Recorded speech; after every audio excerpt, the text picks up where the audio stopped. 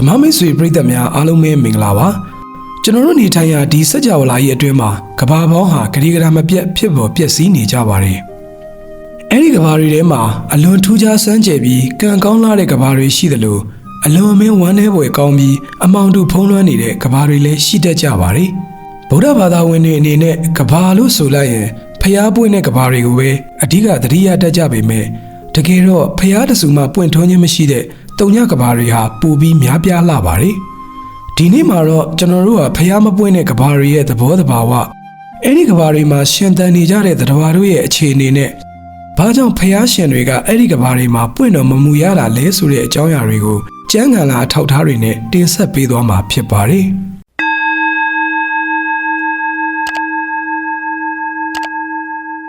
ကဘာတစ်ခုဖြစ်တည်လာပြီးပြန်လည်ပျက်စီးသွားတဲ့အချိန်ကာလကိုမဟာကတ်တစ်ခုလို့ခေါ်ပါတယ်။အဲ့ဒီမဟာကတ်ကြီးတွေထဲမှာဖျားပွင့်ခြင်းမပွင့်ခြင်းကိုအခြေခံပြီးတုံညကဘာနဲ့အတုံညကဘာဆိုပြီးနှစ်မျိုးခွဲခြားထားပါတယ်။တုံညကဘာမျိုးမှာတော့ဖျားပွင့်ရိုးထုံးစံမရှိုံနဲ့မကပဲပြစ်စီကဗုဒ္ဓယဟန္တာနဲ့စัจ java တေးမင်းတို့တောင်မှပေါ်ထွန်းခြင်းမရှိဘူးလို့ဆိုပါတယ်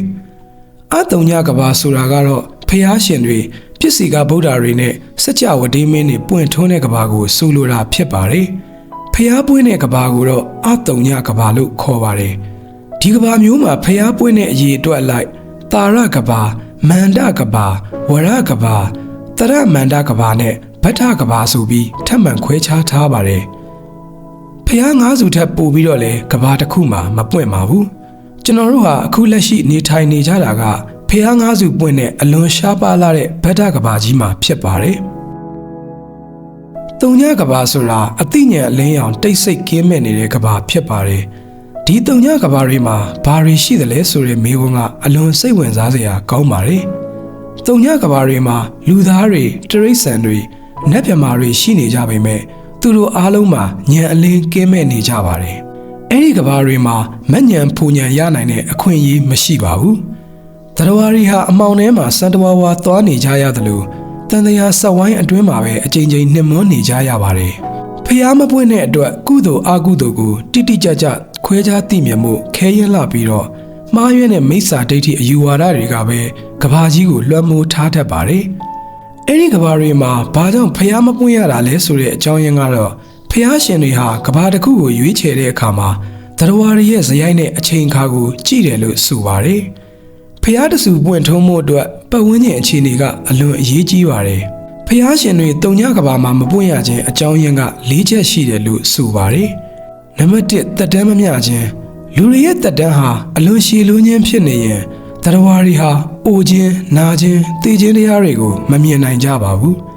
သိရမှာမဟုတ်ဘူးလို့ထင်မှတ်ပြီးမာမာနတက်နေကြတဲ့အတွက်ဖျားရှင်ရဲ့တရားတော်ကိုနာယူဖို့စိတ်မဝင်စားကြပါဘူးဒါကြောင့်တက်တန်းအလွန်ရှည်တဲ့ကဘာတွေမှာဖျားမပွင့်ပါဘူးတပံတက်တန်းအလွန်တိုတဲ့နှစ်တက်တန်းတရားအောက်ကဘာတွေမှာလေတရဝါရီဟာကိလေသာထူပြောလွန်ပြီးတော့တရားနာဖို့အချိန်မရလောက်အောင်ပဲရုန်းကန်နေရတဲ့အတွက်ဖျားမပွင့်ပါဘူးနံပါတ်2ပါရမီဖြည့်ဘက်မရှိခြင်းဖျားတဆူပွင့်မှုအတွက်ဖျားလောင်းတဲ့အတူပါရမီဖြည့်ဘက်တွေတရားရနိုင်မဲ့ဝိနည်းတတ္တဝါတွေရဲ့အရှိန်ဟုန်ကလည်းအရေးကြီးပါတယ်တုံညကဘာမှာတော့ပါရမီရင့်တန်သူတွေဟာမရှိသလောက်ကိုနှဲပါနေတတ်ပါတယ်နံပါတ်3နိယာမတရားများကဘာဖြစ်တည်မှုနိယာမအရာအချို့သောကဘာတွေဟာပျက်စီးဖို့အချိန်ဟုန်ပိုများနေတာဒါမှမဟုတ်တရဝါတွေရဲ့စိတ်ဓာတ်အလွန်မင်းနှိမ့်ကျနေတာတို့ကြောင့်ဖျားရှင်တွေကအဲ့ဒီကဘာကိုရွေးချယ်တော့မမူပါဘူးနံပါတ်4မိစ္ဆာဒိဋ္ဌိရဲ့လွှမ်းမိုးမှုဖျားမပွင့်တဲ့အတွက်မှန်ကန်တဲ့လမ်းပြတဲ့သူမရှိပဲမိစ္ဆာဒိဋ္ဌိအယူဝါဒပေါင်း62ပါးဟာအဲ့ဒီကဘာတွေမှာအင်မတန်အားကောင်းလှပါတယ်တရဝါတွေဟာတန်တရားဆက်ဝိုင်းထဲမှာလမ်းပြောက်ပြီးငရဲတရိษံပိတ္တာဘဝတွေမှာပဲတဝဲလေလေဖြစ်နေကြရပါတယ်ကဘာတစ်ခုပျက်စီးပြီးတဲ့နောက်ကဘာအသစ်ဖြစ်လာတဲ့အခါမှာတော့ကဘာဦးလူသားတွေစတင်ပေါ်ပေါက်လာပါတယ်ကဘာဦးမှာမြေကြီးဟာအလွန်နူးညံ့ပြီးမှုှေးကြိုင်လာပါတယ်အဲ့ဒီအချိန်မှာအထက်ကအာဘဒရဗြဟ္မာပြည်ကဗြဟ္မာကြီးတွေဟာသူတို့ရဲ့ကံကုန်တဲ့အခါမှာလူပြည်ကိုဆင်းသက်လာခဲ့ကြပါတယ်ကဘာဦးလူသားတွေဟာအခုခေတ်လူတွေလိုအမိဝမ်းကမွေးဖွားလာတာမဟုတ်ပဲဥပပတ်ပရိသတ်တွေနဲ့ကိုထင်ရှားချက်ချင်းပေါ်လာကြတာဖြစ်ပါတယ်သူတို့ရဲ့ခန္ဓာကိုယ်ဟာအလွန်လှပပြီးကိုရောင်ကိုဝါတွေတောက်ပနေကြပါတယ် အစားအစာစားဖို့မလိုပဲပီတိနဲ့ပဲအသက်ရှင်ကြပါတယ်။ကောင်းကင်မှာပြန်တန်းနိုင်ကြပြီးတော့နေလားမရှိသေးပေမဲ့သူတို့ရဲ့ကိုယ်ရောင်ကိုယ်ဝါတွေနဲ့တွင်ကဘာကြီးဟာလင်းထိန်နေတတ်ပါတယ်။အချိန်တွေကြာလာတဲ့အခါမှာတော့ကဘာဦးလူသားတွေဟာမြေကြီးရဲ့ရနံ့ကိုစိတ်ဝင်စားလာကြပါတယ်။အဲ့ဒီအချိန်မှာကဘာမြေကြီးပေါ်မှာပထဝီပပတ်တကလို့ခေါ်တဲ့မြေစီလာတွေပေါ်ပေါက်လာပါတယ်။အဲ့ဒီမြေစီတွေဟာထောပတ်ခဲလို့ဖြူဖွေးပြီးပြားရည်လို့ချိုမြိန်လှပါတယ်။လူတယောက်ဟာအဲ့ဒီမြေစီကိုလက်ညှိုးနဲ့တုပ်ပြီးမြည်စမ်းကြည့်လိုက်ရကနေအရသာပေါ်မှာဆွဲလန်းတဲ့တဏှာဟာစတင်ပေါ်ပေါက်လာပါတယ်။အဲ့ဒီလူစားတာကိုမြင်တော့တခြားသူတွေကလည်းလိုက်စားကြပါတယ်။မြေစီတွေကိုအလွန်ကျွံစားသုံးကြတဲ့အခါမှာတော့သူတို့ရဲ့ကိုယ်ရောင်ကိုယ်ဝါတွေဟာပျောက်ကွယ်သွားပြီးခန္ဓာကိုယ်တွေဟာအိုမင်းရင်းလျော်လာပါတယ်။ကိုယ်ရောင်ပျောက်ကွယ်သွားတဲ့အတွက်ကဘာကြီးဟာအမှောင်တိကျသွားရကနေလူတွေရဲ့ကြောက်စိတ်ကြောင့်နေလကျယ်ရီစတင်ပေါ်ပေါက်လာရပါတယ်။မြေစီစားရကနေအညစ်အကြေးစွန့်စရာတွေပေါ်ပေါက်လာပြီးယောက်ျားမိန်းမခွဲခြားမှုတွေနဲ့ကိလေသာတွေစတင်ဖြစ်ပေါ်လာပါတော့တယ်။တုံညကဘာမှာရောက်ရှိနေတဲ့တရားတွေဟာခန္ဓာတမ္ပတိအခွင့်ကောင်းကိုလက်လွတ်နေကြရသူတွေဖြစ်ပါတယ်။ဗုဒ္ဓရှင်တော်မြတ်ကအခဏတုတ်မှာဟောကြားထားတာကဖျားမပွင့်တဲ့ကဘာမှာလူဖြစ်ရတာဟာပင်အခွင့်အရေးဆုံးရှုံးမှုတစ်ခုဖြစ်တယ်လို့ဆိုပါတယ်။အဲ့ဒီကဘာတွေမှာပညာရှိလို့ခေါ်ဆိုနိုင်တဲ့လူဟာအနည်းငယ်ရှိနိုင်ပေမဲ့သူတို့ရဲ့ပညာဟာလောကီတသက်တာဖြစ်ပါတယ်။နိဗ္ဗာန်နဲ့ပတ်သက်တဲ့အသည့်ဟာလုံးဝမရှိကြပါဘူး။ကုသိုလ်ဒါနပြုလို့ရင်တော့နိဗ္ဗာန်ကိုရည်မှန်းခြင်းမပြုနိုင်ပဲနတ်ပြည်ရောက်ဖို့ဒါမှမဟုတ်လူစည်းစိမ်ရဖို့အတွက်ပဲရည်မှန်းနိုင်ကြတယ်လို့ဆိုပါတယ်။ဆိုလိုတာကတော့တန်တရားကထွက်ပေါက်မရှိတဲ့အပိတ်ကဘာတွေသာဖြစ်ပါတယ်။ထူးခြားချက်ကတော့တချို့သောတုံညကဘာတွေမှာဒါမှမဟုတ်ဖျားမပွင့်မီကာလတွေမှာပစ္စေကဗုဒ္ဓတွေပွင့်ထွန်းတတ်ပါတယ်။ဒါပေမဲ့ပစ္စေကဗုဒ္ဓတွေဟာမိမိဘာသာတရားသိမြင်ပေမဲ့သူတစ်ပါးကိုတော့နိဗ္ဗာန်ရောက်အောင်မဟောကြားနိုင်ကြပါဘူး။ဒါကြောင့်တရားတွေဟာနိဗ္ဗာန်ရဲ့အရာသာကိုမခံစားကြရပါဘူး။ပစ္စေကဗုဒ္ဓတွေကင်းစိတ်သွားတဲ့တုံညကဘာရဲ့အချိန်ကာလတွေကတော့အမှောင်ဆုံးချိန်တွေပဲဖြစ်ပါတယ်။ဆက်လက်ပြီးတော့ဖျားပွင့်တဲ့ကဘာတွေအကြောင်းကိုတင်ဆက်ပေးပါမယ်။ဖျားပွင့်တဲ့ကဘာကိုအတုံညကဘာလို့ခေါ်ပြီးပွင့်တော်မူတဲ့ဖျားရည်အတွက်ပေါ်မူတည်ပြီးတော့၅မျိုးထပ်ခွဲပါတယ်။ဖျားတဆူသာပွင့်တဲ့ကဘာကိုတာရကဘာလို့ခေါ်ပါတယ်။ဖျားနှစ်ဆူသာပွင့်တဲ့ကဘာကိုမန္နကဘာလို့ခေါ်ပြီးဖျားသုံးဆူပွင့်တဲ့ကဘာကိုဝရကဘာလို့ခေါ်ပါတယ်။ဖျားလေးဆူပွင့်တဲ့ကဘာကိုတော့တာရမန္နကဘာလို့ခေါ်ပြီးဖျားငါးဆူပွင့်တဲ့ကဘာကိုတော့ဗဒ္ဒကဘာလို့ခေါ်ပါတယ်။ကျွန်တော်တို့အခုရောက်ရှိနေတဲ့ကဘာကြီးဟာဗဒ္ဒကဘာဖြစ်ပါတယ်။ဗဒ္ဒဆိုတာမင်္ဂလာရှိသောအလွန်မွန်မြတ်သောလို့အဓိပ္ပာယ်ရပါတယ်။ဘာကြောင့်လဲဆိုတော့တကဘာထဲမှာဖျားငါးဆူအထိပွင့်ထွန်းမှုဆိုတာတင်ချာနည်းရတွက်ချက်ဖို့တော့ခဲရင်လောက်အောင်ရှားပါလွန်းလို့ဖြစ်ပါတယ်။ကဘာတစ်ခုစတင်ဖြစ်ပေါ်လာတဲ့အချိန်မှာပွင့်တော်မူမဲ့ဖျားတွေအတွက်နမိတ်တွေကလည်းပေါ်ထွန်းလာတတ်တယ်လို့ဆိုပါတယ်။တကယ်လို့ဖျားတဆူသာပွင့်မဲ့ကဘာဖြစ်ခဲ့ရင်ကဘာဥစမဟာဗောဓိပင်ပေါက်ရမှာရှစ်ပါးသောပရိက္ခရာအစုံသီးတဲ့ဗဒုမာကြာတပင်ဟာပေါ်ပေါက်လာပါတယ်။နှစ်ဆူပွင့်ခဲ့ရင်တော့ပရိက္ခရာနှစ်စုံသီးတဲ့ဗဒုမာကြာတပင်ပေါက်ပါတယ်။သုံးဆူပွင့်ခဲ့ရင်တော့ပရိက္ခရာသုံးစုံသီးတဲ့ဗဒုမာကြာတပင်ပေါက်ပြီးငါးဆူပွင့်ခဲ့ရင်တော့ပရိက္ခရာငါးစုံသီးတဲ့ဗဒုမာကြာတပင်ပေါက်လာတယ်လို့ဆိုပါတယ်။ကဘာတွေစတင်ဖြစ်ပေါ်လာတဲ့အချိန်မှာဖျားပွင့်မဲ့ကဘာလားမပွင့်မဲ့ကဘာလားလို့ပုဗ္ဗနမိတ်ကြည့်ရှုလာကြတဲ့သုဒ္ဓဝါဒမြမာတွေဟာအဲ့ဒီပရိက္ခရာတွေကိုမြင်တွေ့တဲ့အခါမှာအလွန်ဝမ်းမြောက်ဝမ်းသာဖြစ်ကြပြီးတော့ယူဆောင်ထားကြပါတယ်။နောက်အခါပစ္စည်းမဘဝီကဖျားလောင်းတွေတောထွက်တဲ့အခါမှာတော့အဲ့ဒီပရိက္ခရာတွေကိုပြန်လည်ကတ်လူကြပါတယ်။အဲ့ဒီလိုပွင့်တော်မူကြတဲ့ဖျားတိုင်းဟာကျွန်တော်တို့နေထိုင်တဲ့ဒီဇဘူဒီပါလက်ရတောင်ကျွန်းမှာပဲပွင့်တော်မူကြတာဖြစ်ပါတယ်။ကျွန်တော်တို့အခုရောက်ရှိနေတဲ့ဗဒ္ဒကဘာကြီးမှာတော့ကကုတံကောနာကုံကတ္တပနဲ့ကျွန်တော်တို့ရဲ့ဂေါတမမြတ်စွာဘုရားရှင်တို့ဟာပွင့်တော်မူပြီးသွားပြီဖြစ်ပါတယ်။နောက်တစ်ချိန်မှာရီမတိယမြတ်စွာဘုရားရှင်ဟာထပ်မံပွင့်တော်မူအောင်ပါပါ။ဒါကြောင့်ဗဒ္ဒကဘာဟာတရားတွေအတွက်တော့အလင်းရောင်တောက်ပဆုံးကဘာကြီးပဲဖြစ်ပါတယ်။ကကုတံမြတ်စွာဘုရားရှင်ဟ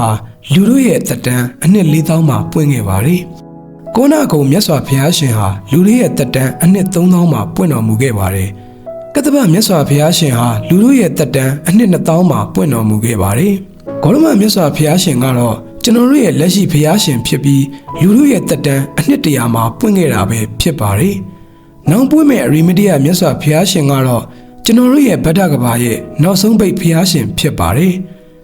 အရိမတေးမြတ်စွာဘုရားရှင်ဟာလူလူရဲ့သက်တမ်းအနှစ်8000ရောက်တဲ့အခါမှာပွင့်ထွန်းမှာဖြစ်ပြီးအလွန်မင်းထူးခြားတဲ့သာသနာတော်ကြီးဖြစ်လာပါလိမ့်မယ်။တုံညကဘာမှာလူဖြစ်ရတာဟာအခဏအခွင့်အရေးမရှိတဲ့ကာလဖြစ်ပါတယ်။ဗုဒ္ဓရှင်တော်မြတ်ကခနောဝေါမှာဥပိ္ပဇကအခွင့်ငေါင်းကိုလက်လွတ်မခံပါနဲ့လို့သတိပေးခဲ့ပါတယ်။ဗဒကဘာမှာလူဖြစ်နေရတာဟာ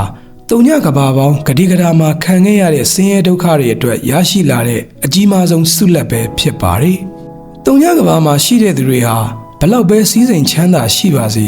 တည်တဲ့အခါတန်တရားအတွက်ဘာမှမပါသွားပါဘူး။ဒါပေမဲ့ဗဒကဘာမှာရှိတဲ့ကျွန်တော်တို့ဟာဖျားရှင်ရဲ့တရားတော်ကိုနာယူခွင့်ရတဲ့အတွက်တန်တရားကလွတ်မြောက်ကြောင်းဝိပဿနာမျိုးစေ့ကိုရရှိထားကြပါတယ်။ဒါဟာတုံညကဘာကသတ္တဝါတွေအတွက်တော့ဘလောက်ဆုတောင်း